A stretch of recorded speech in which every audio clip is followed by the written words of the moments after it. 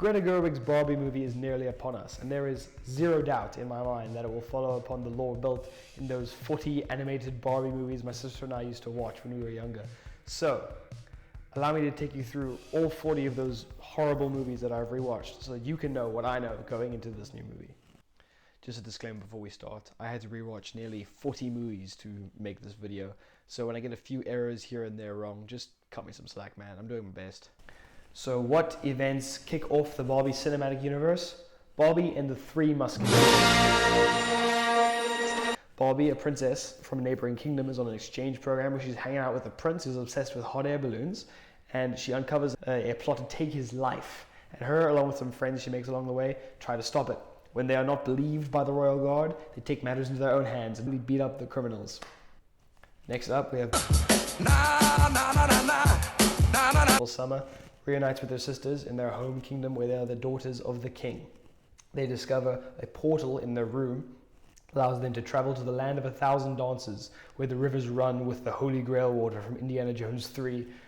Anyways, it is soon uncovered that their evil stepmother planted this portal in their room so that she can have a chance at poisoning the king. When the princesses re-emerge from the land of 1,000 dances, they have to confront the evil stepmother, and it turns into a whole civil war uprising.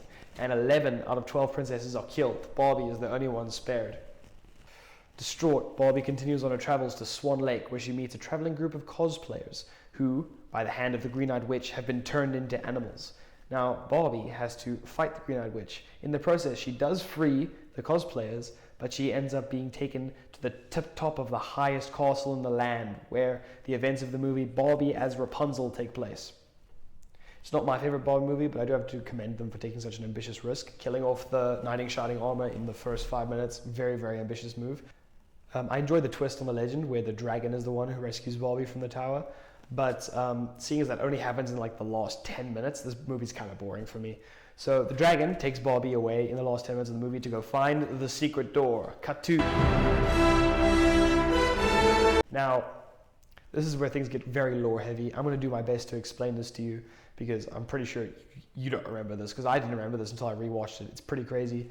So Barbie and the Secret Door is the only Barbie film in the Criterion collection. So that should tell you something.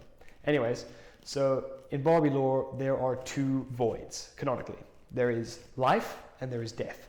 Now these voids are essentially holes in the ground. The life void is a seemingly endless pit that just drops, and if you fall into the pit, you get rejuvenated. The longer you spend in the pit, the more life you get back. It's also Holy Grail-ish.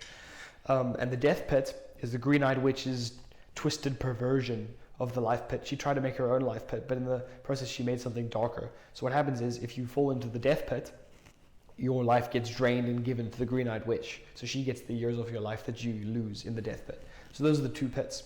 Now essentially, a lot happens in this movie, but I'll skip over it for the sake of time. I'll just mention that Barbie falls into the life pit after having some of the death water already on her, and thereby creating a paradox with her at the center, causing her to travel back in time to the beginning of the movie, where she is allowed to do the whole movie again, but avoiding her mistakes this time. The next important thing that happens is in actually a post-credit scene where it's revealed that the Barbie who died in the life pit, creating the paradox, her timeline actually continues. Now there are two branched timelines within the Barbie universe. Quick summary of that Barbie's timeline is that she accidentally killed a whole bunch of people with her newfound powers, and created a new race of fairies to start anew on the world, and then after that she went into hiding for a bit. She is known affectionately by the fan base as Zombarbie because of her undead nature. And after a couple centuries of being in hiding and fairy society growing, she returns to take command of the fairies so that she can lead them in an attack against the main Barbie timeline.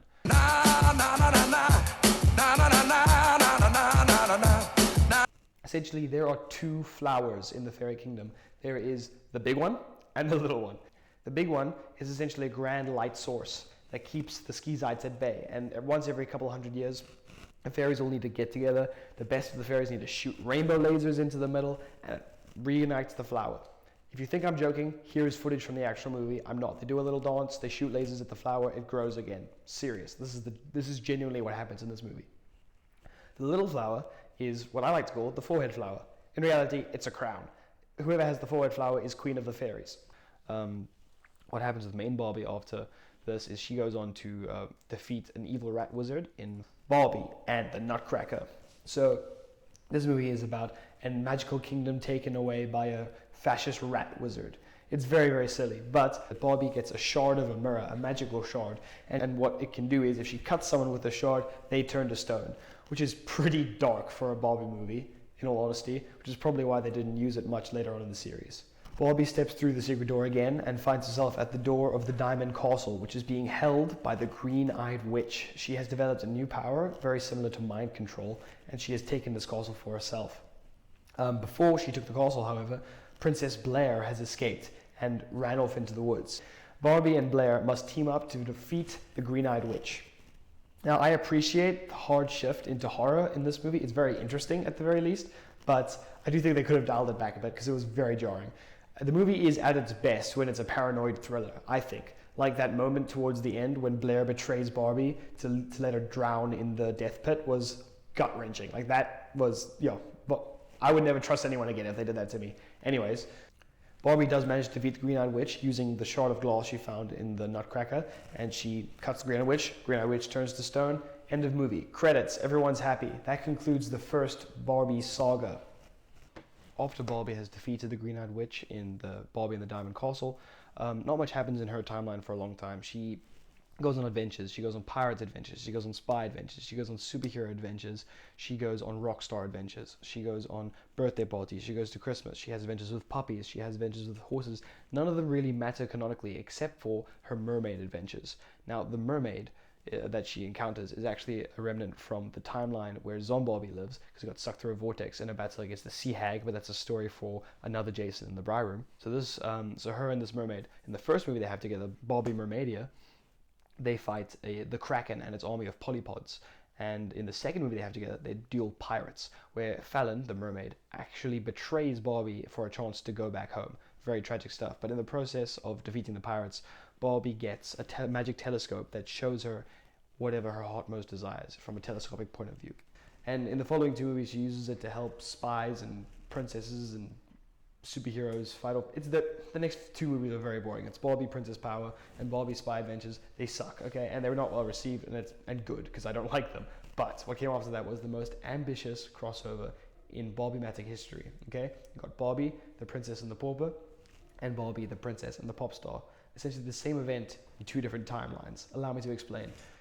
The Prince and the Pauper is a really old story about a prince who sees a poor guy and is like, hey, I want to be poor, let's swap places. And they swap places and they realize, no, I don't like being poor, so he swaps back. That's the Prince and the Pauper. But Barbie's version of this is Zombarbie does some weird interdimensional magic and swaps places with Barbie within their respective timelines. So Barbie ends up facing off against a weird glowing flower and an army of fairies, and Zombarbie ends up in a timeline that she has not yet touched, a blank canvas.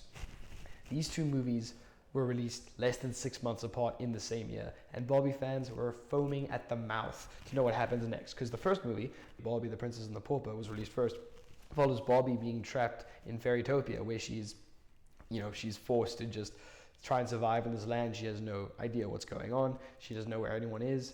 It takes on a very nightmarish tone, with Barbie just stuck in this land that she has no control over, and it ends in a cliffhanger where the flower blooms, the big flower from the previous movies, it blooms and engulfs the entire kingdom in a white light.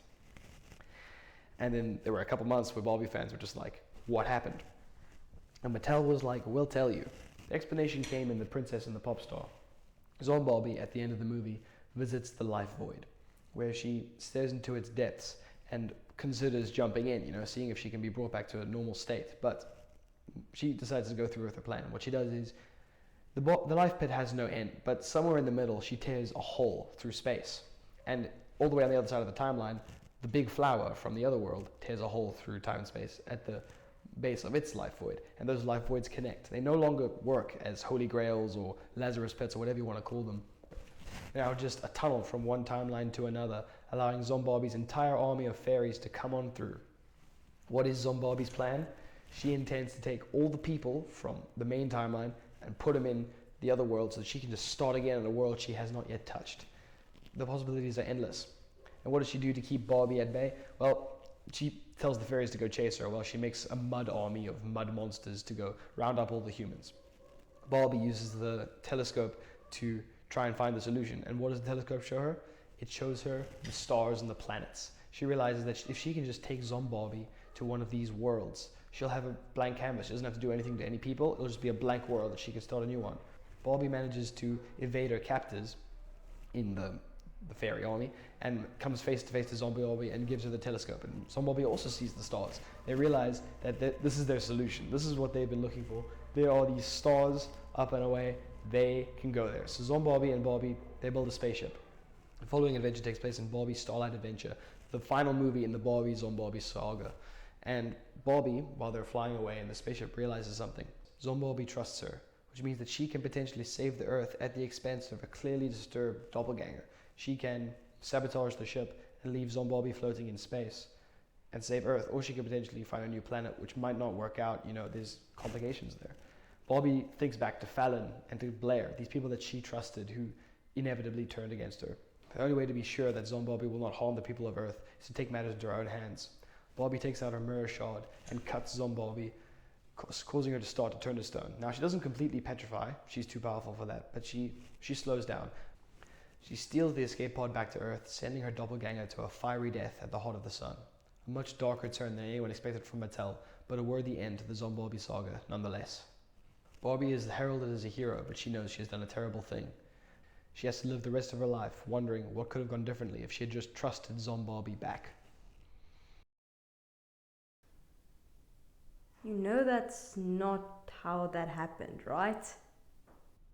Anyways, I'm sure Greta Gerwig's new Barbie film will follow directly after these events and find Barbie trying to navigate the ruins of her life. Make sure to smash that like button, nuke that subscribe button, and I'll see you next time a Barbie film comes out.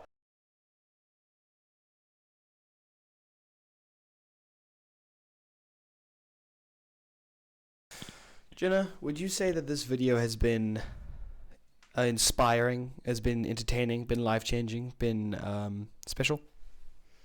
No. Would you mind saying yes for the camera? How's it go? No. Yes. I don't know what that was, but I enjoyed it quite a lot.